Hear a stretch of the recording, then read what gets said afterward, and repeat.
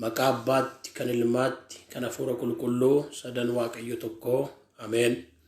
Jaallatamoo saba Waaqayyoo obboloota biyya keessaaf biyya hambaa jirtan yeroo kana sagalee Waaqayyoo wajjin dhageenyaa walii wajjin kadhannaa peejii kenaa follow godhaa share godhaa yeroo muraasa booddee immoo Waaqayyoon waaqeffannee walitti deebinaa. Mata duree akkas jedhu irratti dubbii Waaqayyoo walii wajjin baranna galgala kana waanta ta'eefi namoonni akka isaan dhiyaatan daraa keessan share walii godhaa follow godhaa peejii kana. Waaqayyoo maaliif cal jedha waan jedhuti walii wajjin ilaalla. Waaqayyoo maaliif cal jedha? እግዚአብሔር ለምን ዝም ይላል? waaqayyo maaliif cal jedha? faarfannaa keenya faarfannee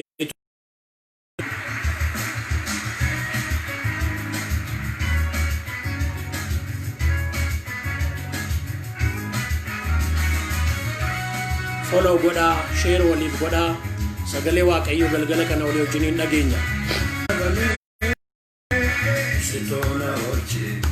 Sitona oche Muntasayam nabame Sitona oche Make argani kambekani Olchada Makan salchada Omni salchada Makan salchada Omni salchada Makan salchada Omni salchada Makan salchada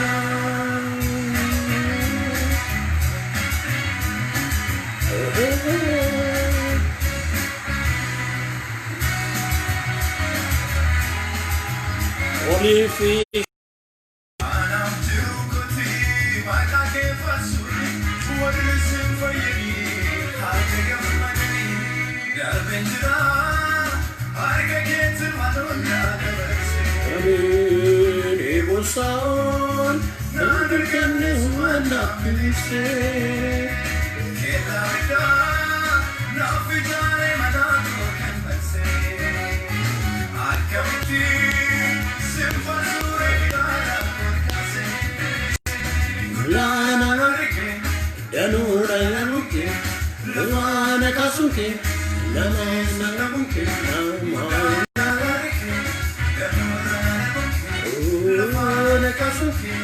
Nama Malinimu nirasangamu makanke ajetamu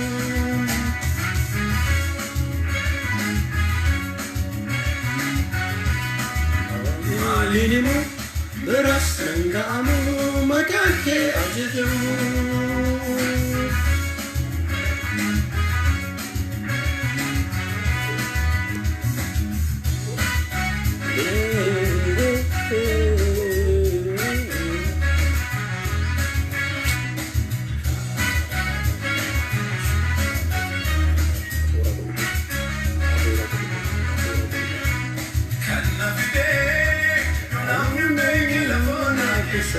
Oftalmosio Yado Hamar Yone Mansu Iniko Zinati Challenge to Munsu Amu Garante Rafama Yakuneta Kilensi Chundu Sipitama Utane Kawale Arki Kegidu Gale Lene Kinase Amandi Namase Nuaye Romale Arki kegidu gale, Kenase, Avani Namase, Semitire, Winnikida Kotire, Megane,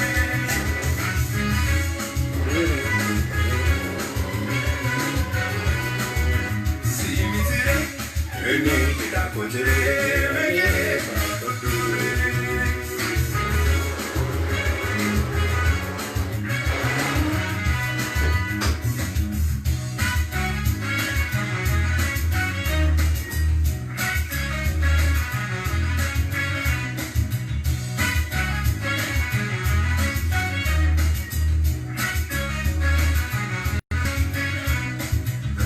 Sitasayam nabame Sitona oche Yada muntasayam nabame Sitona olche, sitona olche, badi sitasayam nabane. Sitona olche, yata mutasayam nabane. Sitona olche, umna wakumake argani kambekani, olchada ajidani. Nadandeti ke argani kambekani olchada achedani olchada olchada olchada olchada olchada olchada olchada ummi salchada makan salchada ummi salchada Makan salchada, ummi salchada, makan salchada.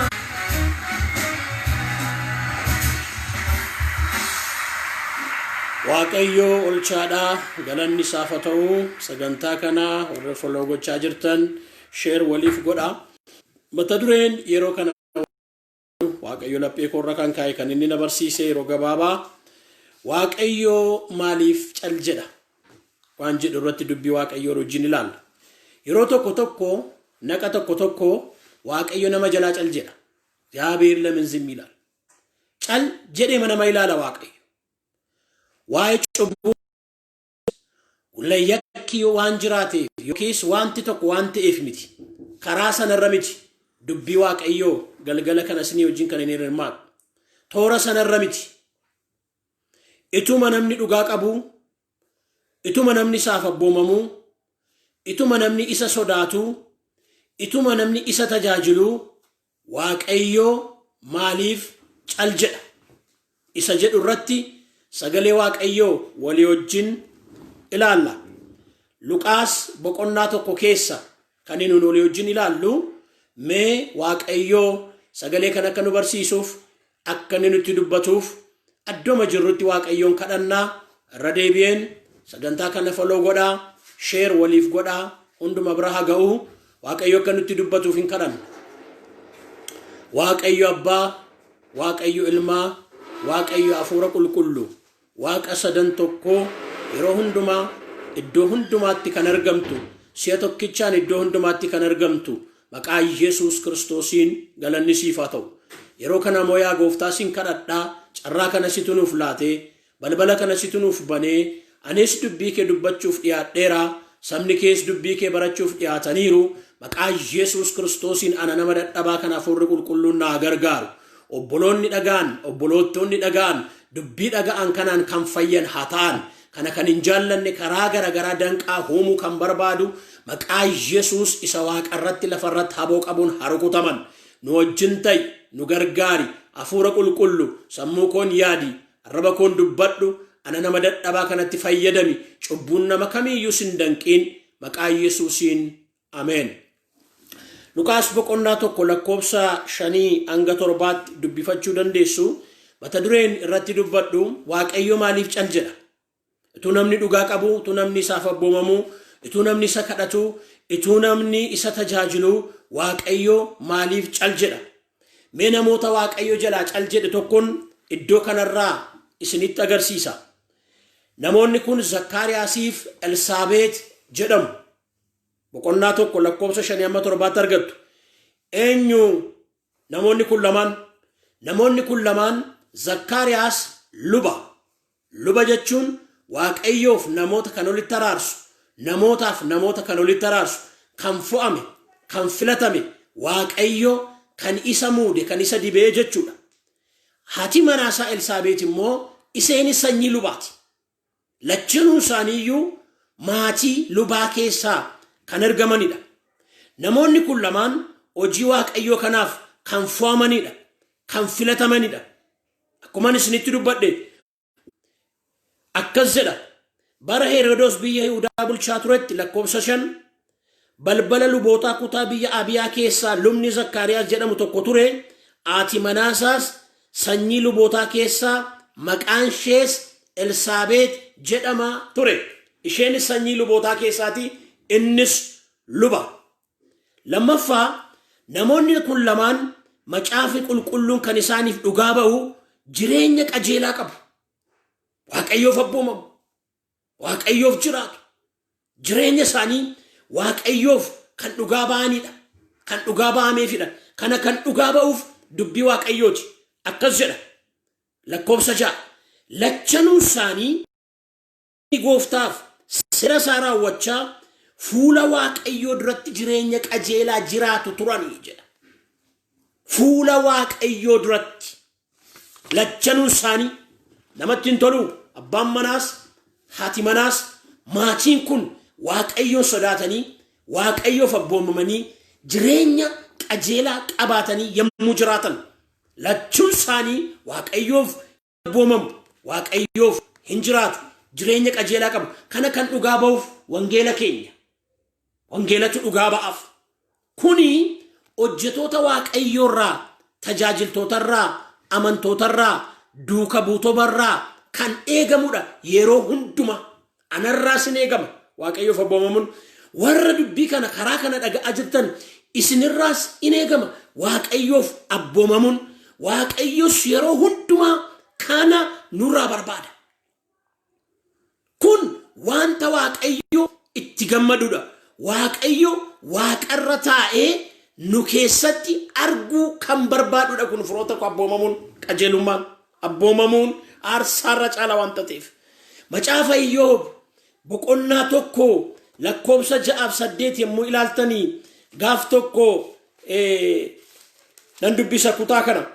Gaaf tokko warra waaqarraa ilmaan Waaqayyo jedhamanii fuula Waaqayyootti argamuudhaaf hin dhufani. Seexannis isaan gidduutti argame.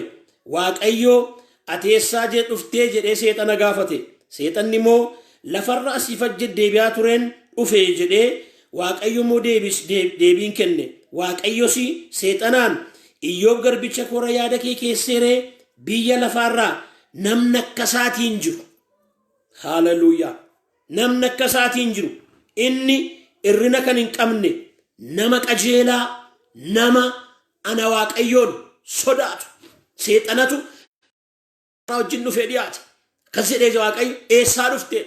Biyya lafaarran olii gannaanna'aa turee dhufennaan Iyyoob garbicha koora yaada kee keesseeree inni nama qajeelaa, nama ana sodaatu, nama Waaqayyoon dhaga'uuf Waaqayyootu waaqarraa dhugaa ba'aaf.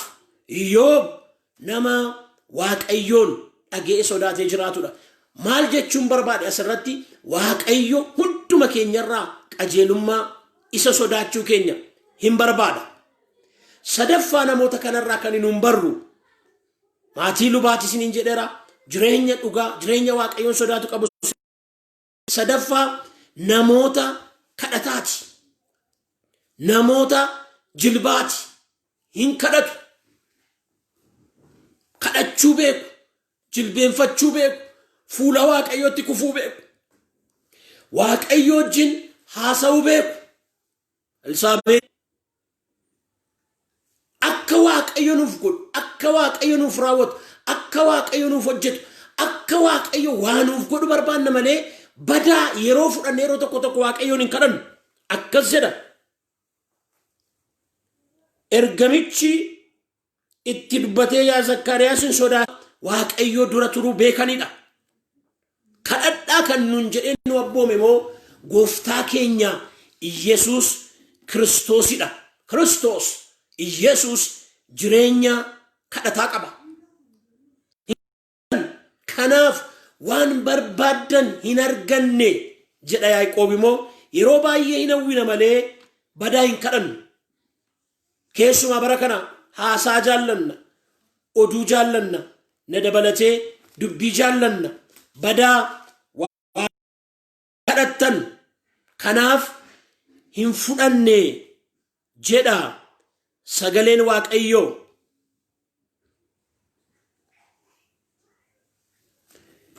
Namoota kanarraa kan hin barru ni lammaffaan hin kadhatu. Sadaffaa irratti kan hin ilaalaa jiru. Kadhadhaa kan nuun jedhee nu abboomame gooftaadha. Arfaffaa jireenya nama kanaa yommuu laallu namoonni kun lamaan hojii Waaqayyootti jiru. Hin tajaajilu. Hojii Waaqayyoon hojjetu. Garuu Waaqayyo jalaa cal jedha. Boqonnaa 1 Luqaas lakkoofsa 8 irraan argitu. namoota akkasii ta'aniitu jiranii garuu namoonni kun irrina qabu. Wanta akka Waaqayyo isaaniif godhu barbaadan qabu. Wanta itti leeyyaan qabu, wanta itti qaanaan qabu, wanta itti ijaan kunne qabu, yommuu bira dhaqan, yommuu nama bira dhaqan, wanta itti mataa buusan qabu. Hin kadhatu garuu jireenya qajeelaa qabu. Hojii Waaqayyoo sin hojjetu Waaqayyo jalaa cal jedhe. Wanta argachuu barbaadan kanaaf immoo wanta Waaqayyo akka isaaniif godhuuf kadhatan kanaaf immoo yeroon isaa sokkeera. Barri irra daddarbeera. Lafti jaraa guureera. Itti dheerateera. Waaqayyo cal jedhe. Yeroo tokko tokko Waaqayyo ituma namni isaaf hojjetu, ituma namni isaaf jiraatu, ituma namni isa kadhatu, ituma namni yeroon koo sokkeera jedhee gara isaatti iyyuu cal nama jalaa jedhe. እግዚአብሔር ለምን ዝም ይላል? አንዳንዴ እግዚአብሔር ዝም ይላል። cal jedhe Waaqayyo. Ituma namni isaaf hojjetu cal jedhe. Ituma namni isaaf jiraatu cal jedhe. Ituma namni isa kadhatu cal jedhe. Ituma namni isa sodaatu cal jedhe. Maaliif cal jedha Waaqayyo? Karaa biraa jireenya namoota kanaarraa kan nuyi barru wanta nama gammachiisu waan sadan tokkoon isinitti hima. Waaqayyo cal jedhe jedhanii Zakkaariyaasiif Elsaabeet tokkoffaa dallananii mana Waaqayyoo dhiisanii hin adeemne. Yaa nama Waaqayyo na jalaa cal jedhe jettu, Waaqayyo na deebisuu jedhe jettu, ituun karaa isaarra adeemu, ituun isa dhaqadhadhu, ituun fuula isaatti deddeebi'u, kanarratti Waaqayyo na jalaa cal jedhe kan jettu dallantee mana Waaqayyoo dhiiftee na deemin. Galanni isaaf haa ta'u. Namoonni kun dallananii mana Waaqayyoo dhiisanii hin adeemne Waaqayyo cal jedhe jedhanii. Lammaffaa erga akkas ta'e jedhanii abboomamuu isaanii hin dhiifne.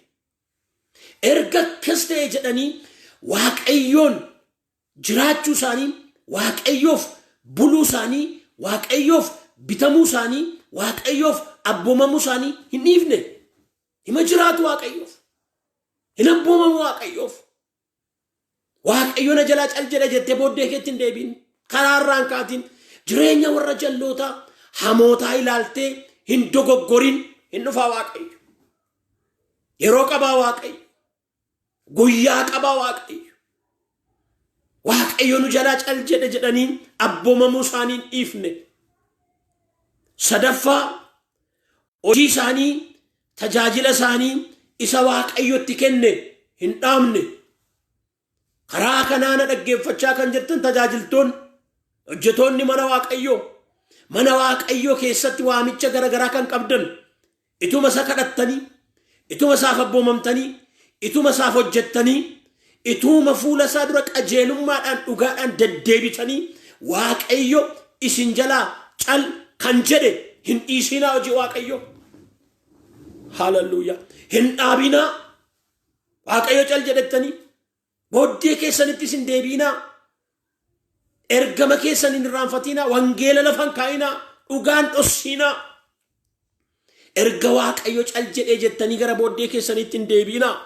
Hin goone kana maqaama baachaa, jechuma baachaa, hirrina baachaa, gaaffii matuu qabanii garuu hin tajaajilu. Yaa warra Waaqayyo waamicha nurraa qabu, waama nuu guuteef, waama irra afa ta'eef, waanuma wanti hundumtuu ni mijateef tajaajila miti. Keeda Phaawulos ani itti beekaa jabina gooftaan naaf kennuun garuu waan hundumaa gochuu nan danda'a. Humnaa ol qabaachuus beeka. Jireenya gaddeebi'aattis beeka. Hin dhiisin. Irrinuma kee keessa taa'i. Abuma kee keessa taa'i. Waama sirra jiru keessa taa'iti hojii Waaqayyoo hojjedhu. Namoota kanarraa wanti nama gammachiisu kan hin barru, luboota kanarraa, haadha manaasaarraa kana barra. Waaqayyo maaliif cal jedha? Hallelujah. Ergaa koo gara dhumaattan fidaa jira. Egaan Waaqayyo warra akkasii jedhaa maaliif cal jedhaa? Maaliif cal jedhaa Waaqayyo? Ituma namni dhugaa qabu maaliif cal jedhaa Waaqayyo? Ituma namni isaaf jiraatu maaliif cal jedhaa Waaqayyo? Ituma namni isa tajaajilu maaliif cal jedhaa Waaqayyo? Sagalee kana sitti dubbachaa jira dhaga'i. Tokkoffaa nu gammachiisuudhaaf cal jedha Waaqayyo. Hallelujah. Aizoo. Yaa nama Waaqayyoo sodaattu. Yaa nama Waaqayyoof jiraattu. Yaa nama Waaqayyoof abboomamtu. Yaa nama dhugaadhaan Waaqayyoon tajaajiltu. Yaa nama inni rakkinni qorumsi jechi waa baay'een kan sitti baay'ate. Aizoo Waaqayyo si gammachiisuuf cal jedha. Yookiis isa namoonni baay'een nu wajjin itti gammadan yaadannoo kan ta'u kadhata nama. Elsaabeexaati manaa kee ilma siif hin deessi. Maqaa isaas Yohaannis jettee moggaafta. Ati hin gammadda, ati guddaa gammadda. Dhalachuun isaas namoota baay'eef gammachuu ta'a. Waaqayyo maaliif cal jedha beektu? Si gammachiisuudhaaf. Yeroo amma dubbii kana dhageessuu ka'ii maqaa Yesuusiin wanti si gammachiisu tokko mana kee keessatti ta'u. Jireenya kee keessatti ta'u akka nama Waaqayyootti sirratti abbooma gammachuutiin enne mana kee keessatti ta'u. Akkas jedhe ati guddaa gammadda dhalachuu isaatiif namoonni baay'een si wajjin gammadu. እግዚአብሔር ለምን ዝም ይላል? እግዚአብሔር ዝም የሚለን የሚያስደስተንን ነገር ለማድረግ ብዙዎች ከኛ ጋር መጥቶ የሚደሰቱበትን ነገር ለማድረግ ነው እግዚአብሔር ዝም የሚለው። ስለዚህ ወገኔ በርታ። ሃሌሉያ። ዋንተ ነሞኒ ባየን ዱፈን ያርከሲፉዳን አሻምሲፍ ጀደን hinteef nama Waaqayyo kanaaf siin jedhan gochuudhaaf si gammachiisuudhaaf guddaa gammadda. Akkeedha lakkoofsa 57 irraa 58 irraa jisinee ilaallu. Elsaabeet yeroon deemsa ishee geenyaan ilma deesse. Haleluuyaa. Ollooti ishee firoonni ishee araa gooftaan isheedhaaf buuse yommuu dhaga'anii ishee wajjin gammadanii hin dhufanii yaa'anii ol guuranii dhufan. Haleluuyaa. Warri irraa baqatan, warri irraa fagaatan, warri dhabduudha jechaa turan, warri maseentuudha jechaa turan, warri abaarsa qabdi jechaa turan. Amma garuu olloonnis warri dhiyoos warri fagoos yaanii dhufanii harka fuudhiitti ka'anii hin gammadaniif. Waaqayyo olloonni kees firoonni kees warri sirratti haasaanis warri sirratti dubbatanis warri maqaa siif laatanis sababa cubbuudhaaf abaarsa qabdi warri siin jedhanis haleluuyaa na dhagayaabbe kan baay'oonni ittiin si wajjin gammadan gochuudhaaf cal jedha Waaqayyo. በእግዚአብሔር ጉብኝት ከኛ ጋር ሊደሰቱ የሚችሉበትን ነገር ለማድረግ ነው እግዚአብሔር ዝም የሚለው። ዋቀዮ ማሊፍ ጨልጀደ ሰለመፋ ኢሰጫሉ ኑፍ ከኑፍ ጨልጀደ ዋቀዮ እንጫሉ አርካ ዋቀዮ ጅራ። ሃሌሉያ። የተሻለ ነገር ሊያደርግልን ነው እግዚአብሔር ዝም የሚለው። እንጫሉ መቃ ጎፍታ መቃ ኢየሱስን አርካ ዋቀዮ ኬሳ አርካ ኬሳ ሀቡ አርካ ዋቀዮ ኬሳ ኢሰጫሉቱ ኑፍ ጅራ። በእግዚአብሔር እጅ የተሻለ ነገር አለልን ወገኖች። አርካ ዋቀዮ ኬሳ ዋንታ ጫሉቱ ኑ ጅራ። ኦቦሌሰኮ ኦቦሌቲኮ አርካ ዋቀዮ ኬሳ ኢሰጫሉቱ ጅራ። ከናፍ ጨልጀዳ ዋቀዮ tuuti isa kadhattu kanaaf cal jedha. Ituuti isaaf hojjettu kanaaf cal jedha. Ituuti isaaf abboomamtu jireenya qajeelaa tuuti qabdu kanaaf simiica Waaqayyo. Kanaaf si sukkuma Waaqayyo isa caalu sii gochuudhaaf. Boqonnaa tokko lakkoofsa 15 kaaftan yemmuu ilaaltan hafuura qulqulluun hin guutamaa. Saba Israa'el keessatti danuun gara Waaqayyo gooftaa isaaniitiin deebisee hin fida. Inni hafuura humna raajicha Eeliyaas qabu tureen argata. yaada abbootaa gara joollootaat walitti deebisuuf kan warra abboomamnes gara tolootaat harkisuuf saba isaa gooftaa isaaniif kan qopheesse gochuudhaaf gooftaa dura ina deema. Mucaa caalu laateef isaa karaa tolchu isa gara abbootaa gara ijoollee gara abbootaatti deebisu waaqayyo isa caalu siif gochuuf cal jedha. Sagalee kana yeroo dhageesse kaasee gurra kee irratti yeroo dhaga'ame kaasee inni caalu harka waaqayyoo keessaa sirka hagalu. Isa dhumaa waaqayyo maaliif cal jedha? እግዚአብሔር ለምን ዝም ይላል? ሊያስደንቀን ነው እግዚአብሔር ዝም የሚለን። ኑ dinqisiifachiisuudhaaf cal jedha waaqayyo. waan nama dinqisiisu namoonni nu duukaa bu'anii yaa'anii waan dinqifatan gochuu. Hallelujah. namoonni yaa'anii dhufanii nu duukaa waan dinqifatan, waan raajeffatan, waan ajaa'ibsiifatan, waan harka afaanirra kaawwatan gochuudhaaf cal jedha waaqayyo. Si dinqifachiisa waaqayyo. ያስደንቃል ወገን ያዞ በረከኛ ሁንዱማ isa jecha gooftaadha jecha isatu godhe jecha wanta afnu tokko gochuudhaaf cal jedha waaqayyo. isa keede faarfatan isa kan koo isa mafaan callisa isa gooftaa godhe, gooftaa raawwate, gooftaa hojjete. Anoo dhiiseen ture, anoo raanfadheen ture, anoo dagadheen ture waan ati nama gidduutti ceephoo anarra ture anarraa fageesse. Hallelujah. Irran deebi'aa laa kutaa kan boqonnaa tokko lakkoofsa 25 isheen kun hojii gooftaati. ይሄ የእግዚአብሔር ሥራ ነው። ከነ ጎቹ ከንደንደው ከነ ወጀቹ ከንደንደው ከነ ራወቹ ከንደንደው ኩን ሆጂ ጎፍታቲ አከቲ ጎፍታ መቃን አቻፍቱ ጎፍታ ጀጀቻፍቱ ጎፍታ ድንቅ ሲፈቻፍቱ ይሰዱዋቱ ጎቹ ደንዳ አከቲ ጀቹ ጎቹ ዳፍ ጫልጀዳ ዋቀዮ መለስ የሚዶራፍ እንጂ ኩኒ ሆጂ ጎፍታቲ እግዚአብሔር ሊያስደንቀን ነው ዝም የሚለው።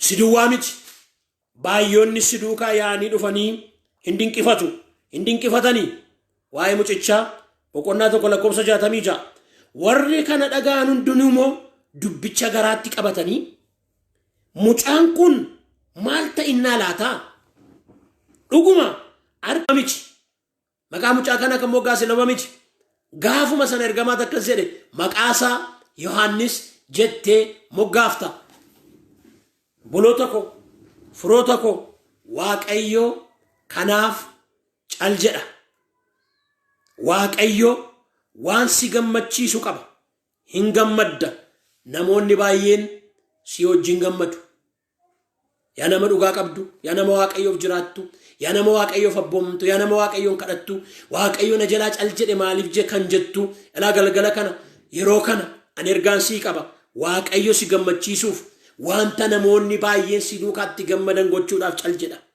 ለመፋ ዋቀዮ ዋን ወዩ ሲፍ ጎቹዳፍ ጫልጀዳ ዋን ወዩ የተሻለውን ነገር ልሰጥ ሰደፋ ዋቀዮ በረኬ ሁንዱማ ዋነት ይትገመዳ ኢሰ ጀቻ ጎፍታዳ ጀቻ ኢሰ ትራወተ ጀቻ ይትገመዳ ጅራቱ ሲፍ ጎቹዳፍ ጫልጀዳ። ወገኖቼ በእግዚአብሔር እጅ የተሻለ ነገር አለልን። ተስፋ አትቁረጥ። ነመነነ አርካ ዋቀዮ ኬሳ ኢሰ ጫሉቱ ኑፍ ጅራ ኢሰ ጫሉቱ ሲፍ ጅራ አከዘለ ሰገሌ ተኮ ዱብሴን ዋቀዮን ዋይ ሰገሌ ከናፎሊ ወጅን ገለቴፈና አብሮ መረሰ ጅሩ ዱብሴን ዋቀዮን ገለቴፈና ኢሳን ኩን እንድኑ አማንቲ ሳኒ ፊዮዱ ጋባሜዩ ኢሳብደቺ ፈመሰነ ነርገኔ ዋቀዮ ዱራን ዱርሴ ዋን ተወዩ አርጌ ዋኑፍ ቆጴሴም ኢሳን ወጅን መሌ ኮፍጣ ሳኒ ፊጣን ሂምባኔ ጀዳ ዋቀዮ ዋን ወዩ ኑፍ ቀባ ዋቀዮ ማሊፍ ጫልጀዳ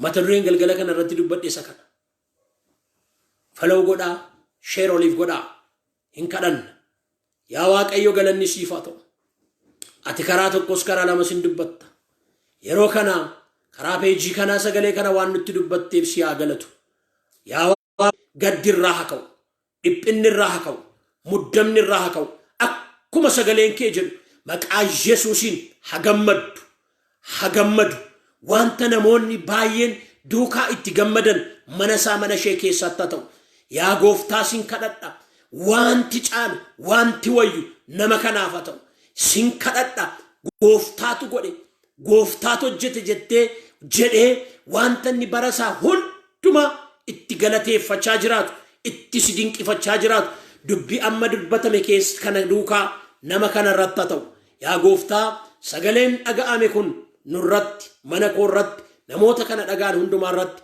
haraawwatamu bisu peejiin kun kan kooti sheerooliif godhaa lau godhaa torban darbee mata duree tokko irratti sagalee waaqayyoolee wajjin barachuu jalqabneerraa isa immoo bor galgala sa'aatii 2 walakkaattan qabadhee dhiyaadhaa hojii waldaa kiristaanaa isa jedhu barumsa keenyatti fufnaa waaqayyo sinaa eebbisuu nuuf kadhadhaa yaada nuuf kennaa laayik koomentii godhaa sinan jaalladhaa obboleessa keessan luba gaaddisaa xilaa'uunidha akka lubaatti immoo sinin eebbisaa garaa keessaniif harka keessan gara waaqayyootti ol fudhadhaa waaqayyo sinaa eebbisu sinaa eegu waaqayyo fuula isaa siniif haa ibsu sinitti araaramu waaqayyo fuula isaa gara keessanitti adeebisu nagaa isaa siniif haa kennu maqaa abbaatti kan ilmaatti kan hafuura qulqulluutti waaqayyo tokkoon